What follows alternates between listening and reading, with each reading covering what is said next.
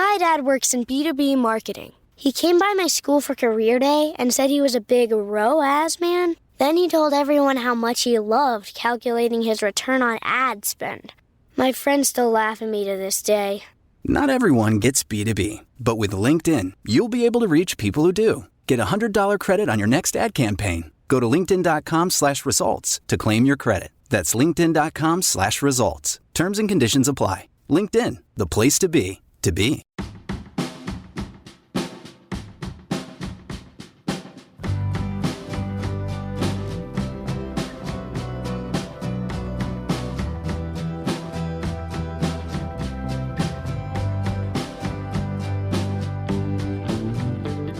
Welcome to episode 31 of the LSQ podcast. I'm Jenny LSQ. As anyone who's had this experience can attest, if you spend time with someone where you're barfing and they're making you feel okay about it, you've formed a pretty strong bond. And the first evening that I ever spent quality time with Interpol's Paul Banks, it ended, yes, with me ralphing and him being so chill about it. It was an evening when earlier I had interviewed him for an article for Rolling Stone, and I promise I was on my best behavior during the business portion of the evening. But later that night, we were at Max Fish on the Lower East Side.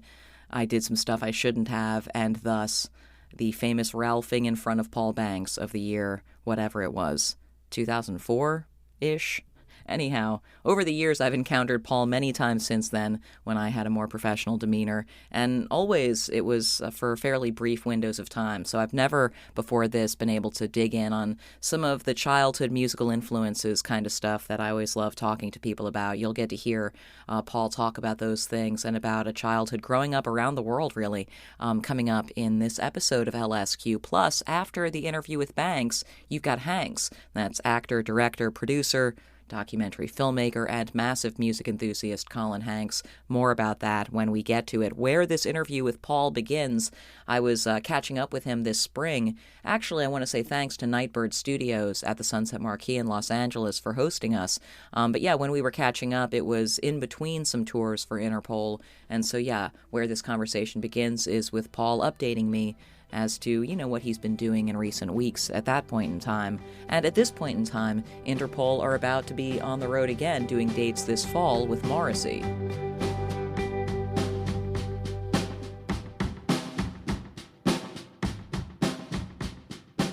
I'm trying to think when we last left off. We did a South American tour. So the last show was in Lima, Peru. And then I went to Panama, where I stay for a week there. And then I was in New York for like 6 days to just check in, because I knew after those 6 days of being in New York, I'm not going to be back there until mid-July. I'm just going to be gone on the road. So some strategic dinners with people who's, I always check in with. Yeah. So you keep a place in New York, but I guess maybe I didn't recall that you stay in Panama nowadays. That's your base when you have time to be somewhere. Both are. I think I didn't talk about Panama. I think I kind of left it vaguer. Yeah. And then I sort of realized that that's kind of silly. to be cagey about what nation you spend time in. I kind of like it, but yeah. So Panama is, especially when I'm on the road, I think I do I like going there. I surf, and I like if it's wintertime in New York, then I'm definitely going to be in Panama at every possible opportunity. Wow. I can't stand the winter. Yeah, I mean, I'm here for that same reason in LA instead of New York, but more modest version of the snowbird thing. But when did you sort of fall in love with Panama? Long time ago. I have a very close friend who's from there, and kind of like family owns land. Right. And so I wound up kind of getting some property from my friend's family. And did you feel immediately though, sort of like, ooh, I like this place. This vibe appeals to me. Yeah. And you've lived in a bunch of, it's interesting to me because you've lived in a bunch of places, and traveled around a lot as a kid. So yeah, I wonder if a place immediately, if a place is your kind of place. Well, I've always loved the ocean. And when I was in Mexico, when I was in Mexico for high school, I got into body surfing, and I got into kind of body surfing in bigger conditions. And I almost drowned. I had to get saved once when I was in high school in Oh, Mexico. Paul, careful. Well, just undertow, is a thing. But that really like awoke like this passion of like ocean sport, I guess. Like I just used to, so I used to go visit my friend's beach and body surf there, and then I got a place and took up surfing. That seemed like that's the next step, obviously, to like get more involved. Same with like I started playing music because I was so obsessed with music that I felt like I need to like somehow participate more in this. So I already had a love for the ocean, and then like surfing seemed like that's the end Yeah. all be all of interacting with waves. Yeah, I mean, so you're just when you're there, is it like crack of dawn, get up and like zip up and get out there kind of thing? No, ain't no zip up because the water's 82 degrees. Fuck. Yeah, ain't no zipping up a wetsuit. And yeah, I mean, it depends. Like the way it works I mean, every beach is different, but like it has to be relative to the tide when Yeah. the surf is going to be good. Like you can't surf low tide, for instance, like one in a million. So, the tide changes every day Yeah. by like 45 minutes. It's later. So if the waves are going to be good at 6 a.m., then yeah, I actually do get up to go surf at 6 a.m. Yeah, but that's not always the case. It's interesting to me that you're saying it was after you had a gnarly undertow could have killed me experience that you became more intrigued by it. Sort of? Yeah. But I guess I kind of That what element it showed of me. it? I think that actually was a great thing to happen, to almost drown and get rescued, because you really learn the respect that you need to have for the ocean, especially if you're swimming. If you're in the ocean on a surfboard, it's like having a car in the ocean. Like there ain't no better flotation device. So you don't have to worry about the undertow if you're on a surfboard. Right. You can just like fucking get around. But swimming in the ocean is definitely something that I feel like, yeah, I don't think people realize how fast you can just get taken out. I mean, did you have to take a break from it? Did you have the fear for a minute? Or? No, not at Yeah. all. Not at all. It just really became, I remember when I'd go visit the beach that I now surf at, I would go swimming a lot. I didn't realize that it was, it's a kind of a bad idea to swim there, but I think because I'd almost drowned, it's like, yeah, if you go in just to your waist, for instance, then you're okay. There's no chance of it pulling you out. But like if you're up any deeper than that, like you can easily just get pulled out to, sucked out to sea. But there's also ways to like, if you're getting sucked out to sea without a surfboard, there's ways to like deal with that. It's just if you don't know how to deal with that, then you're going to panic and drown. But there is a way. So, I mean, I'll tell you, if it ever happens to you, they're getting dragged out to sea, basically like whatever's dragging you out to sea is only going to be like the width of a road at maximum. So instead of fighting and trying to swim back to shore, you just go swim left or right, and then you'll get off of what is essentially like a conveyor belt of water that's going out to sea. And then you then you can just like swim back to the beach, basically, no problem. So you just got to make sure, don't fight it and go the opposite direction. Try to go left horizontal or whatever. Yeah. If you can go left or right 20 feet, you'll then find that like, oh, okay, now I can swim again. Hey, look at people that. Panic. Worst case scenario tip from Paul Banks for you, LSQ listeners. So, okay, I wanna talk about your earliest memories of encounters with music. I mean, what stands out in your mind as the first time music really tickled your fancy as a kid? The earliest memories are not even like, it was more that I got fixated. I do remember kind of thinking, I remember thinking first, like, how small are the little people in the radio making the songs? That was a very small child. And then my thought became, where are these people that are playing these songs right now that are coming through the radio? I remember being kind of fixated. Like I knew that they were probably full-size human beings that weren't actually in the radio, but that I also thought every time you were hearing a song on the radio that was being performed somewhere. And I don't know, I remember kind of like being really interested in like where is this coming from? Yeah. I think my brain was just like kind of wired where like sound was interesting to me from a very early stage. Right. Just like, where's it coming from? Then I remember like seeing a live Bruce Springsteen performance and being really bummed that it didn't sound like the recording. And I remember that was another kind of like key moment for me to distinguish between what live music is versus recorded music. Right. And then the first album I ever got was Michael Jackson, Thriller. Mm-hmm. And I remember I had like a little red Fisher-Price tape player, and I used to listen to Thriller on that. And that was I think music was big in my house, so I just also kind of grew up with people that were into music. Yeah. Did your parents have stuff that they were into or vocal about being into? Yeah, yeah. I Yeah. remember like mom's favorite song when I was a kid was "Nights in White Satin," Okay. Moody Blues, Great tune. and my pops is like a Santana buff. Right. Like 2 copies of every vinyl release ever. Nice. Yeah. Do We had a lot of vinyl. I grew up with a lot of vinyl in my house. Do either of them play music or play an instrument? Dad's a guitarist. Yeah. Right. My dad was in a skiffle band. Okay. Do you know what that is? Yes, I do. Yeah. It's what the Beatles were before they were Exactly. the Beatles, before they were the Beatles and before they were rock and roll. I remember growing up and there'd be those commercials for albums on TV where the song titles would be scrolling up the TV and then like they'd be in white and then the yellow one would be the one that's playing in the commercial. And I remember they were advertising the Smokey Robinson record a lot, and Tears of a Clown would come on. And I remember as a little kid just like fucking loved that song. Oh yeah, those like Time Life Exactly. compilations. Yeah. Yeah.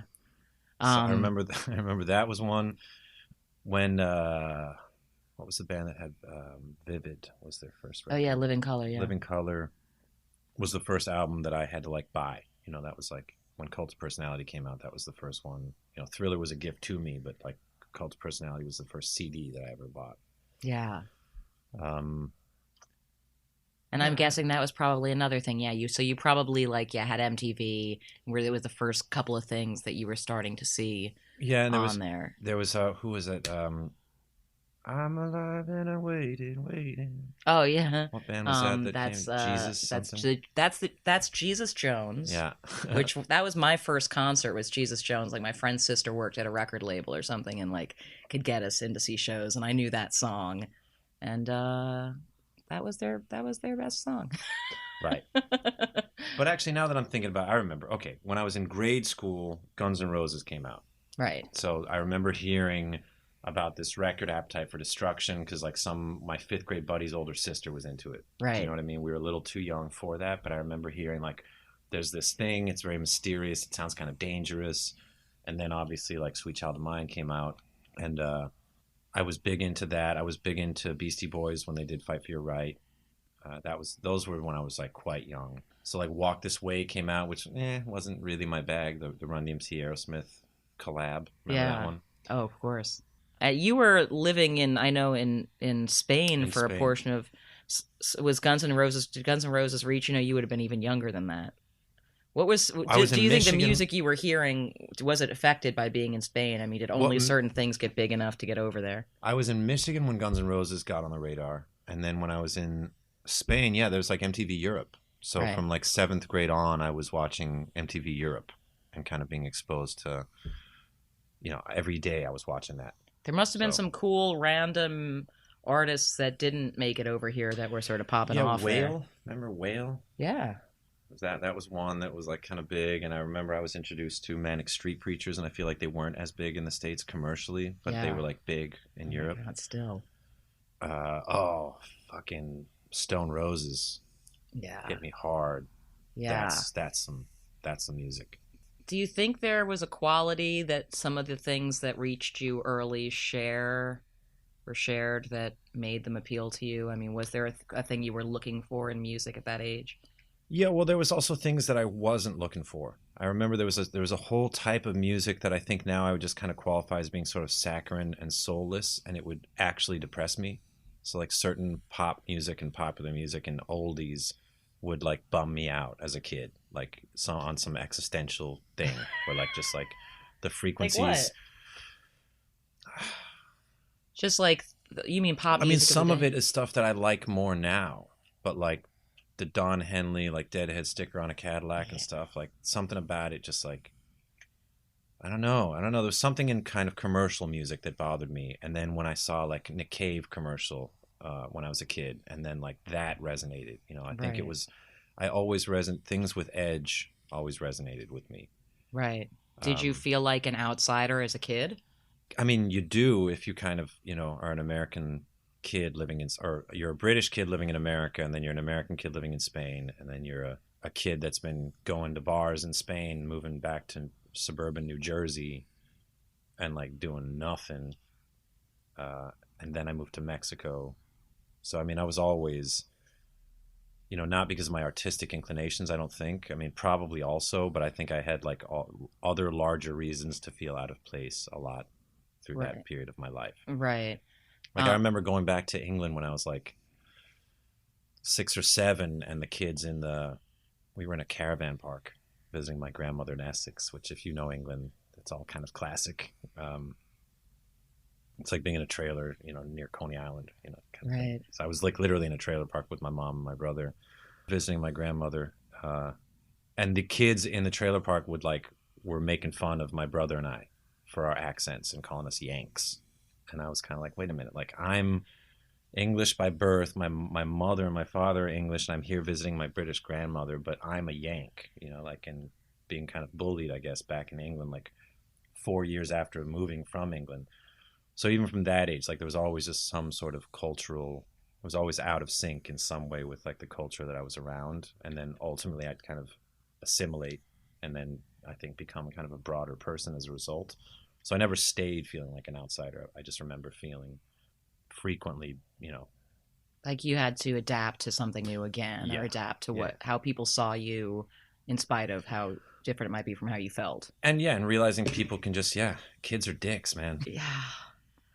When did you start trying to play or sing or do anything, make any music with yourself? Well, so also I forgot to say, like, as far as music that was like making a big impact. So by 7th grade, I had a fake hip hop duo with my buddy who was an 8th grader, and we were listening to like Too Short and Two Live Crew and NWA, and just everything that was like really inappropriate, for like a 12-year-old.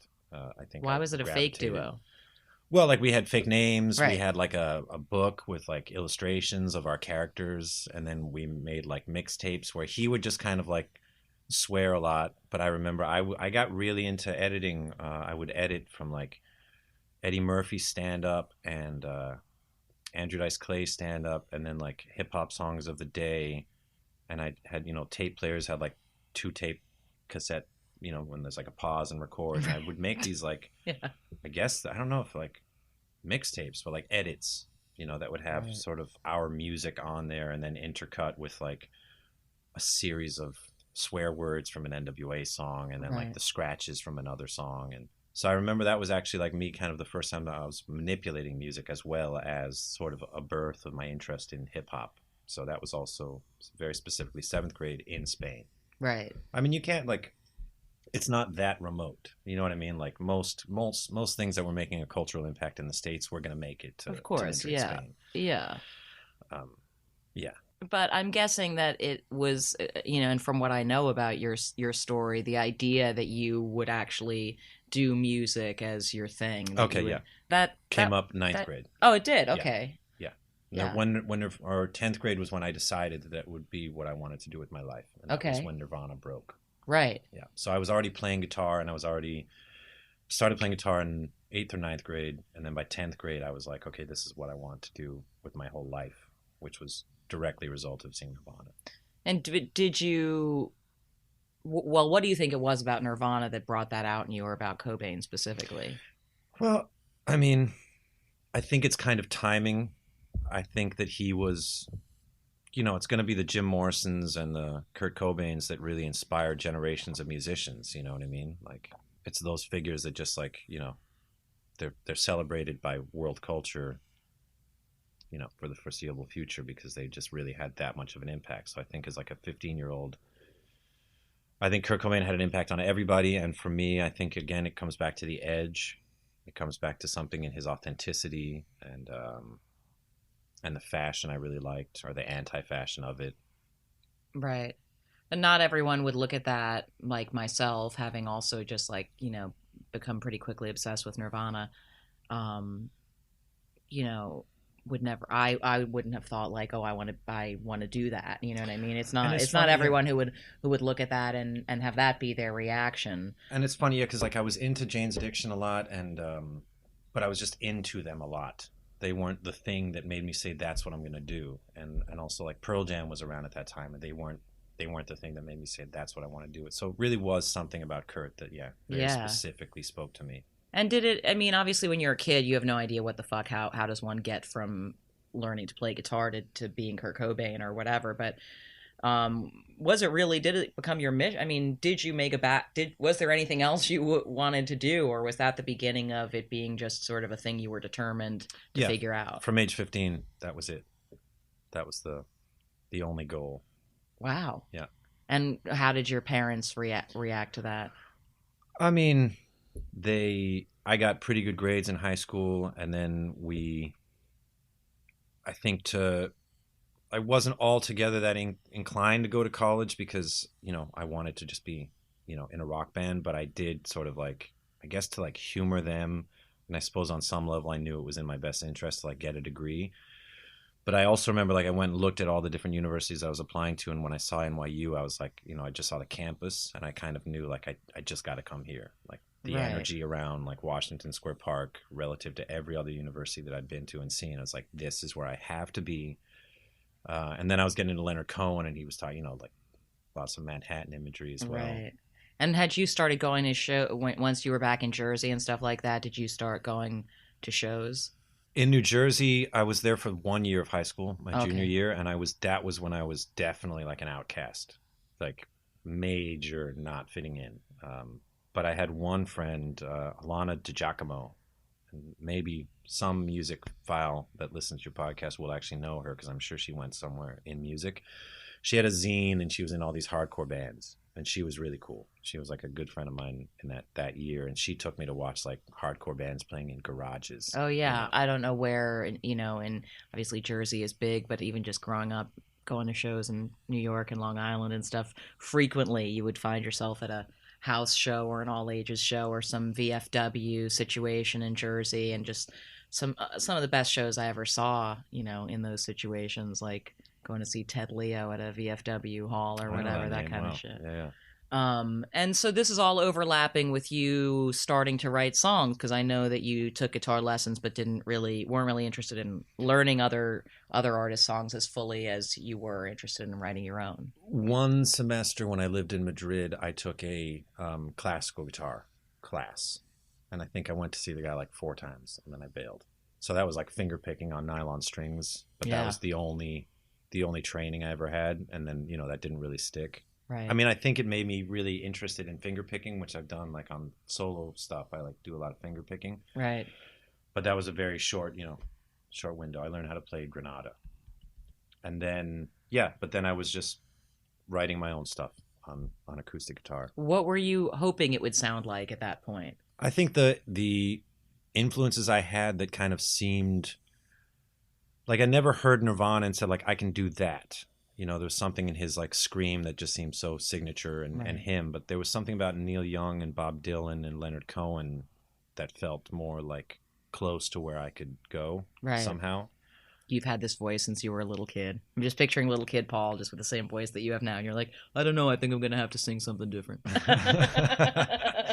Yeah. I think it's interesting, especially for men, how the aging of your voice as you're in music for longer becomes a thing that I imagine. Not that women's voices don't also get deeper with age, but the idea that some of our favorite older male artists, you're your voice is only going to get even cooler. It was explained to me that physiologically men have 2 times in their life where their vocal cords the fibers double or something, and the second time is when you're 50. Wow. So there's an actual physiological reason why the voice might get richer. Interesting. Yeah. I think Bono told me that actually. And then I think I confirmed it with my voice coach. But which reminds me that if you're allowed to smoke in here and you want to, feel free. Don't knock thank my you. account. Yeah, but I feel I get all this shit on social media these days about you got to quit smoking, and I also need to get Botox and sleep more, according to the social meds. Oh my Swear God. to God, I got to get off there. I can still understand Instagram because I love taking pictures, and and it's just that there's a place to put that still makes sense to me. But some fuck spoiled the fucking Avengers on Instagram, and it's such a dick move. Oh my God. But it wasn't a really overt spoiler. It was because I feel there's enough people censoring other people from doing that, but it was like a kernel of info. A kernel, yeah. And it was like a clever thing where it was like a Google search window along the lines of "does this happen" kind of thing, and it was like, okay, well now I'm fucking thinking about that specific thing happening, and it like, now you can't unsee it. yeah, and I'm like, you can't really be more excited than I am about watching the new Avengers film. Yeah, I'm fully a fan of that. You need to go see it as soon as possible. I'm going to see it tomorrow night in Denver. Yeah. Right, because and then you have Red Rocks happening, Exactly. right? When did you start to feel comfortable on stage as a performer? And how did you get there? I've never really looked at myself as a performer in the way of like, you know, really, yeah, I guess like in the performance sense. I was never, and I'm not a good public speaker. Like the idea of doing a toast gives me a like, you know, I get really uncomfortable. But singing songs or lyrics that I wrote was never uncomfortable, and it never, I never had stage fright from that. But yeah, if we were at dinner and I had to like say something, that would give me major stage fright. So there was just, but so it was never like, I never like looked at performing as like, okay, I got to be like, you know, demonstrative and like dance and like fucking do the splits and stuff. Like it was like, that just really isn't me. I really enjoy playing guitar and singing, and that's the size of it. And I feel very relaxed doing that, and always have. And did songwriting feel similarly? I mean, when you started to get into it, did it feel like something you didn't have to second guess too much? No, songwriting is hard. Songwriting I find hard. When I'm working in a band like with Interpol and Daniel's presenting songs on guitar, I find writing top line melodies and lyrics very easy. That's super sort of intuitive and responsive, but actually constructing songs, like I only have 2 solo records because like it takes me a long fucking time to like structure an entire song. I feel like I could really improve on that, as a matter of fact. So that part of it has always kind of felt like, I think about that. Is it Ben Franklin who said 1% inspiration and 99% perspiration? Oh, yeah. And I feel like that's what I feel like I could hustle a little bit more. But right. Because I fell in with a group where like, well, this guy's writing all these amazing songs and my job is the vocals, and that part I didn't have to like, just the activity of doing it. I think I got better at it over time, but it was never this challenge where I had to like, I got to unlock the mystery of like how to do this. It just felt like, I don't know, the song's doing this, I'm going to do that. Right. But you had been writing your own songs prior for years before you sort of plugged in to having collaborators. I mean, I guess I just wonder if when you do go to that mode where you're like, I'm gonna sit and see what I come up with, whether there's a sort of a feeling, there's a similar feeling even now when you're doing it as there was when you were a kid, you know, or sort of if when it's happening and it's all going right, if you can recognize that feeling in some visceral way. For sure. Yeah. When you get the stoke. But it's kind of interesting because in recent years for me, I've sort of switched over to doing a lot of music in my laptop, which means that I realized that it doesn't have to be, for the majority of my life, it was like interacting with a guitar that would get me to that place where like what I'm doing is very emotionally resonant and I'm really enjoying composing this and playing this on a guitar. Mm-hmm. When I started doing like the solo records and I kind of like have to map out all the other instrumentation, that opened up this new world where like it's not instrument specific, it's just sound and like manipulating sound. And so now I get that same stoke with keyboards or with, you know, just like strings and beats and all kinds of things. So my relationship to a guitar as a songwriter has actually changed a bit in recent years because it isn't the only go-to for me to express whatever needs to come out of me. Now I have all these outlets. And so that's what I mean when I say like I could still like work a little bit more on that, is kind of coming back to the guitar as being the basis of my songwriting to sort of get back to that feeling of when I was 15. Right, and like the muscle memory things that would come back, I'm sure. But it's interesting because you've mentioned a couple of times the idea of certain frequencies that you think, you know, work for you or don't work for you or reach you or don't. And I would imagine that working on a laptop allows you to be more open to like, oh, it's not just about the most familiar instrument possible, but sound is more intangible construct than that or something. Well, with the guitar, for instance, like I always sort of saw the guitar neck as like in like geometric shapes because I never learned like what the chords are. So it became kind of, I probably remember my finger positioning by kind of visualizing like a geometric shape, and like Right. looking at the fretboard a certain way. And then your hands can only do so many positions. And I never got into alternative tunings. So basically the guitar, it becomes very familiar, and you get like ways into it that maybe are at the expense of other ways into it. And so when you switch instruments, and it's like I have no history with this instrument, I don't know any geometries to it that are like now muscle memory. Yeah. There's no patterns that I default to if I'm like at a hang up. Now it's like, you know, for me to like write a chord on my laptop, it's like the N key, the G key, you know what I mean? It's like there's nothing familiar to that. It's just like really I'm just reacting to the sound that's coming out of it from what I'm doing. And But so it must also reconnect, sorry to interrupt, but No. to that cut and paste stuff, you know, going back to, you know, the sort of the hip hop project and cutting and pasting Yeah. audio and being able to visualize things that way is obviously something that you like the mechanics of and the abstraction of as well. Mhm. Clearly you're about to do some more shows with Interpol, and this album campaign is still in full bloom, but it's nearing the point, I imagine, when you're thinking about what might be next, what might be on the 2020 tip. Mhm.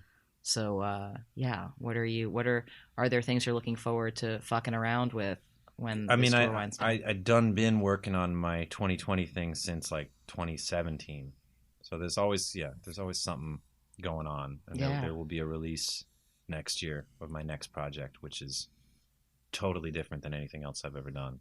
And Tight. yeah, I'm very excited about it.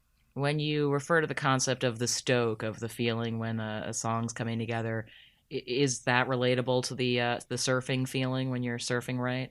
It's a surf term that I think is really great. You know, Does and it? But surfers does do it to talk about- you, Paul Banks, feel similar physically?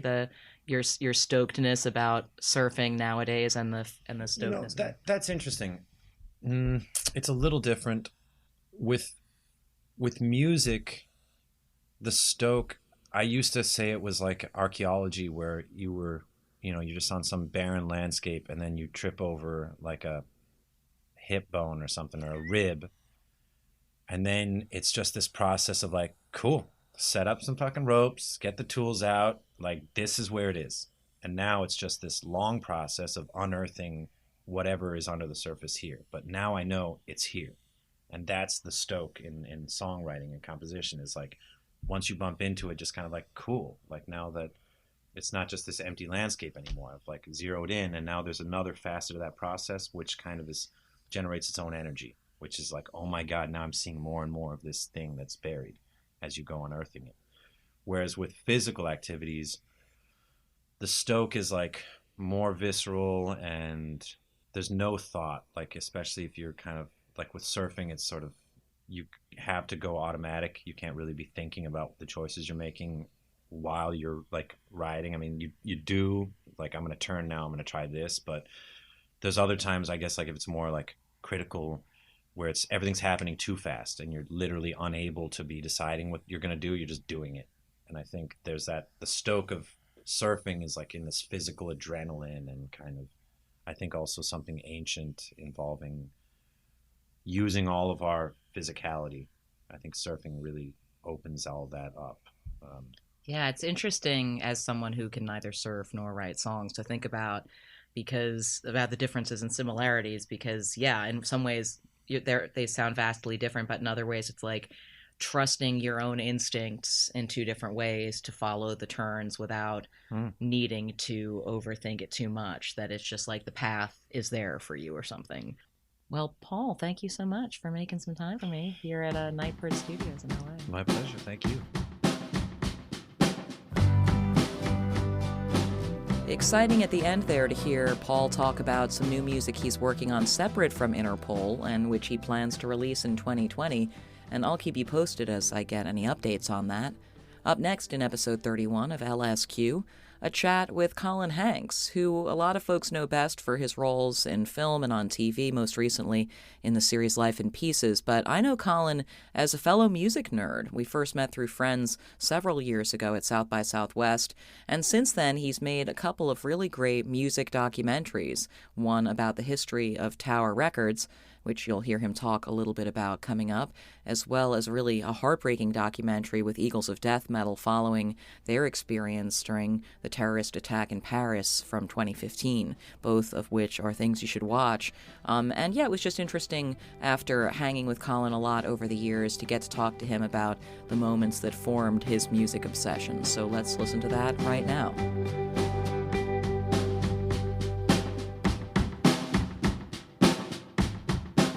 I remember very vividly, like, being in the car with my mom and hearing her play, like, David Bowie and Dire Straits, Paul Simon, Graceland, which I think is, like, for a certain people of a certain age, like, that's like a seminal album for your parents as it is for you as well, for some strange reason.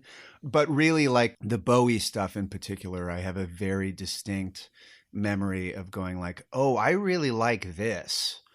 Whereas everything sort of prior to that, regardless of whether it was actually good or not, I sort of outrightly rejected because it came from the sort of parental choice, and that's stupid because it's like the Beatles are fantastic. But yeah. I was just like, no, anything but the Beatles, Mom, so that was, yeah, I think Bowie was probably the biggest one. That was the first one where I was like, oh, there's something in this that I really like, that I think is really cool. And then that sort of got me, trying to find stuff that I liked as opposed to just what was playing. So where would you go to do that? Was there did you have a record shop that you... Yeah, Tower Records. Yeah, I mean, Tower was one. We had a few in Sacramento. There was another one that was an independent shop called The Beat, that moved around Sacramento quite a bit, and I saw it at all of its various locations. But that was a big one because I could bike there. So that was the proverbial candy shop for me. That was where I would just go and, you got... maybe $15. Yeah. So what tape are you going to buy? Yeah. Or you got $20 and so maybe you could get 2 tapes, that kind of stuff. And maybe you're saving up for that special CD that's, behind the counter or something like that. Do you remember what the first thing, piece of music you bought with your own money was, or what the first couple of things might have been? Yeah, I for some strange reason, I have a very vivid memory of the first CD that I bought, which was Squeeze, Babylon and On. Nice. Which is such a random one because I think it's just because I liked that Hourglass song it was like the single off it. Yeah. So I think I was just like, oh, I'll buy that because we were actually at like a really shitty, we were at a shitty record store. Yeah.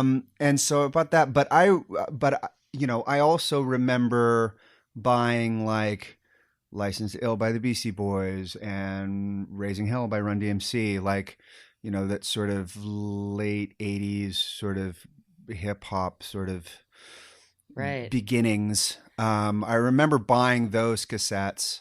And guided mostly by the things that you heard something of on the radio and wanted to hear more. Pretty much. I mean, as the oldest child, I didn't really have anyone that was like slipping me the stuff that they really liked. And I didn't have any like distant cousin that, sort of like... Right. I mean, sometimes it's the cover like art thing, right? Sometimes you're just absolutely. like, this looks cool. Well, I guess sure. Maybe as you get older and when you're a little kid, it's just sort of like more of the people who make that one song that I like. Absolutely. But, there was the one thing that I did have was a school bus. So, the older kids on the school bus, that was where I first saw, I was like, Iron Maiden, what is that? That's some crazy artwork. Or, I remember being obsessed with the Def Leppard like font. Yeah, one hell of a font. Yeah, one hell of a graphic design choice. Artists don't take that much care on their fonts these days. I feel like you don't really like. There's some artists who have a logo, but I feel like I can't picture like what does the Killers logo look like? I know it. Yeah. Bring back logos. You kids. gotta have a font. You Yeah. definitely look into some NutraFace. Don't be afraid to go extreme with the font. Yes, exactly, because it could end up being the Thing that, 20 the years thing from that now, is people put on will- every jean jacket and backpack, and you just see forever at every horrible head shop you ever. Yeah, that's the thing your grandkids are going to make money on. Yeah, exactly. But I mean, really, quite honestly, like it was whatever was on the radio.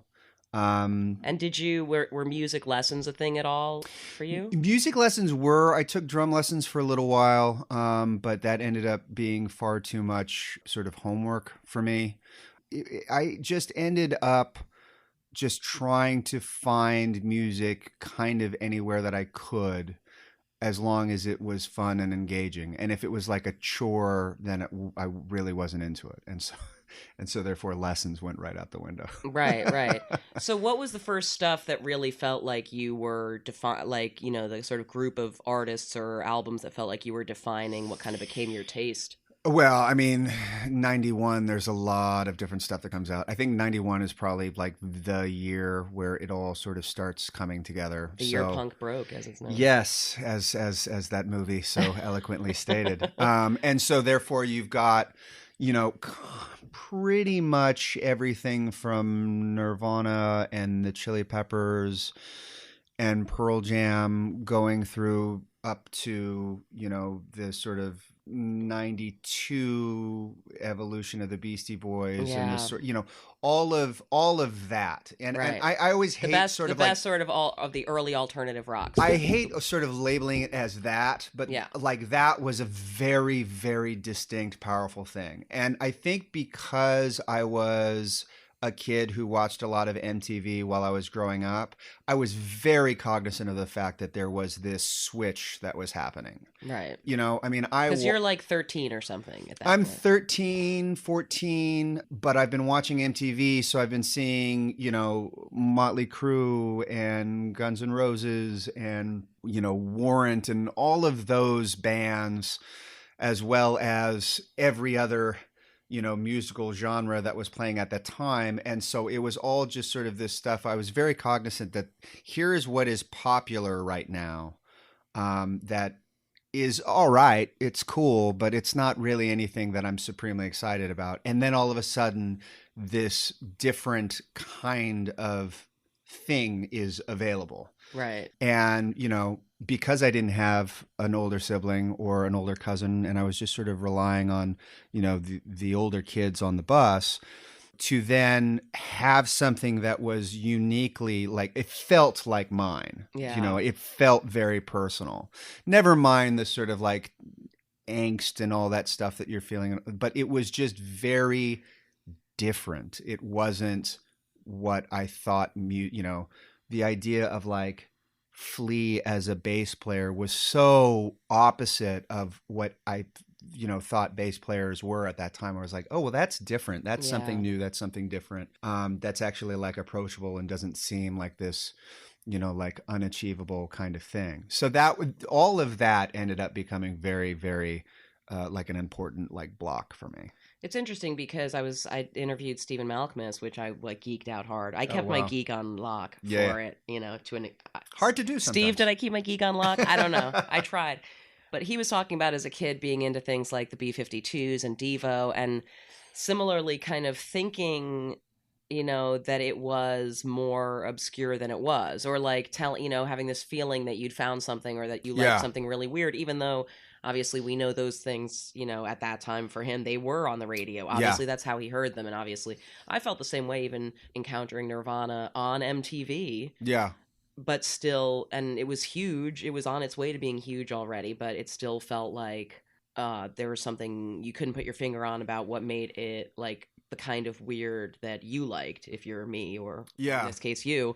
And there's something, I think, comforting in finding there's this weird accessible thing that feels like mine. And I think there was another component to it was, so I grew up in Sacramento, and so we would have bands come through Sacramento and play the arena, Arco Arena. But it wasn't like, all of the really big bands, maybe they'd stop in Sacramento, but chances are they'd just go to San Francisco. And so there were a set of like clubs. Some of them were all ages, some of them weren't, but there was a set of clubs in town, the Cattle Club in particular, which is an important one for Sacramento. And when those bands were breaking, like, part of the conversation was, oh, they played the Cattle Club like a year ago. Like, oh, well, if they've played the Cattle Club, a place that I go to and I love, and, God, I hope one day I'll get to play there. That adds a bit of that sort of bond where you go like, oh, what was just something that was coming through town is now super popular. Yeah. That's like a big, like allure almost, I want to say. And, and then from that, you sort of take that and then you go like, okay, well, what are the bands that they really like? And then you sort of work backwards. Like there's a lot of like detective work. Oh, yeah. But that ended up being really important because,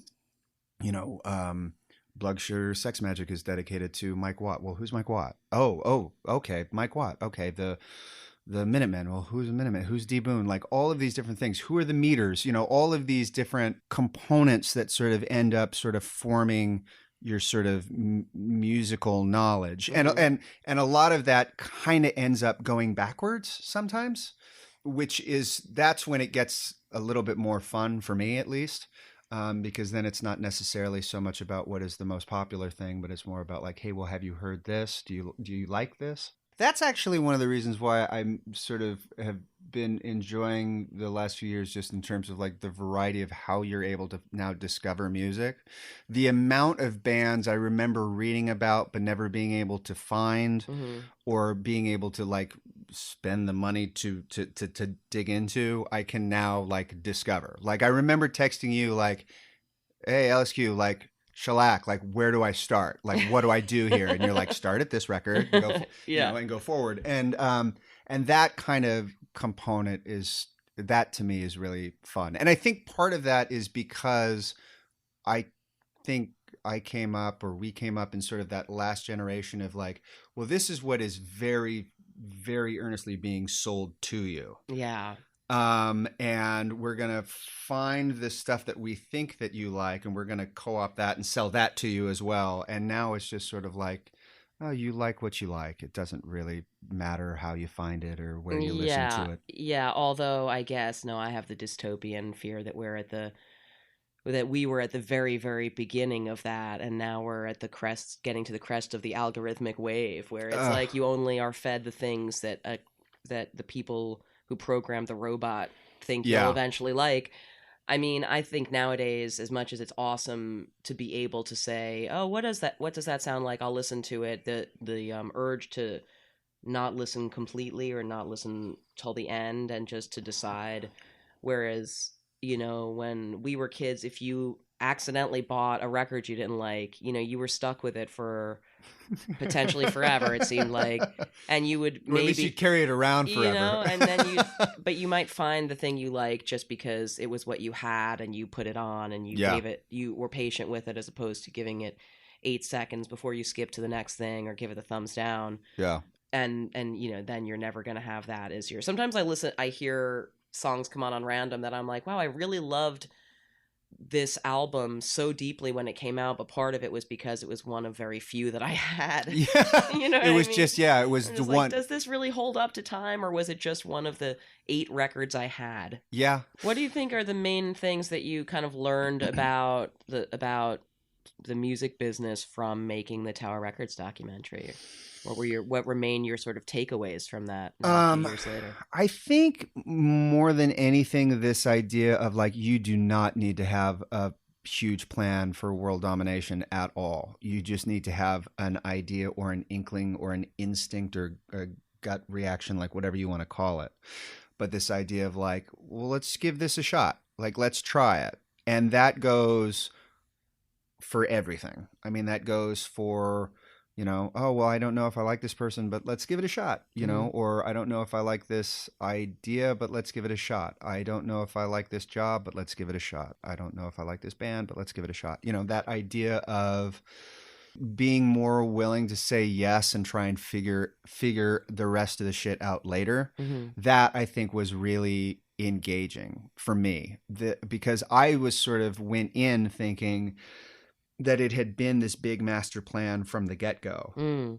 And I ended up finding out that from the very inception of Tower all the way to the end, it was just this, let's figure it out. We don't know what we're doing. In fact, we have no idea what we're doing, but let's try and find a way to make it work. And that I think was incredibly liberating, and sort of led to sort of the sort of next kind of big sort of like aha moment for me of just trying stuff, being more open to trying things, and the idea of, you know, being uncomfortable is not necessarily a bad thing. And in fact, if you're an artist, you need to lean into that a little bit more, and you need to take risks. Do you know what I mean? The Tower, I think, more than anything was really an exercise in sort of trying to understand an entire new business, and realizing that there is a huge, just because you're not the one, you know, just because you're not the one writing the songs or performing the songs doesn't mean that there's hundreds of other people that don't feel the exact same way you do about, you know, music, but, you know, they can't be the ones that are on that stage. And so it's, you know, you have to lean on the people that sort of, you know, you can't do it all yourself. Yeah. And I think like with Tower, like everyone that worked at Tower, but then also all the people that worked for the labels that had relationships with people at Tower, like it was like truly a community of people that were trying to, you know, all go somewhere collectively together. And as you look at sort of the array of things that you're working on in the coming months and beyond, are there other like music related projects that you'd at some point like to dig into or are beginning to think about? Yeah, I mean the doc thing will always sort of be in some shape or form. That will always be something that I'll go back to. Yeah.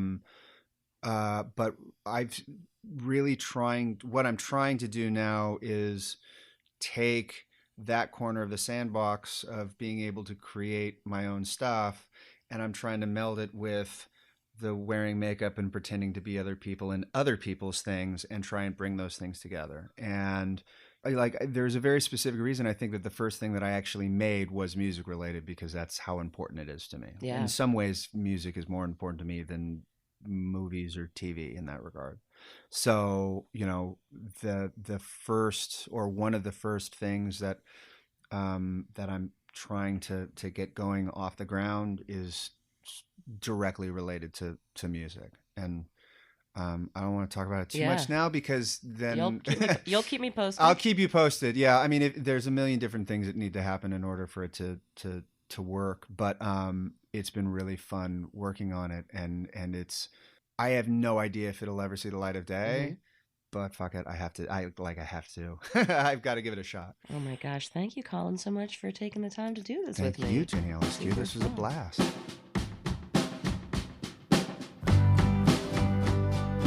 And I will as well keep you posted, as Colin keeps me posted on that project he is cryptically describing.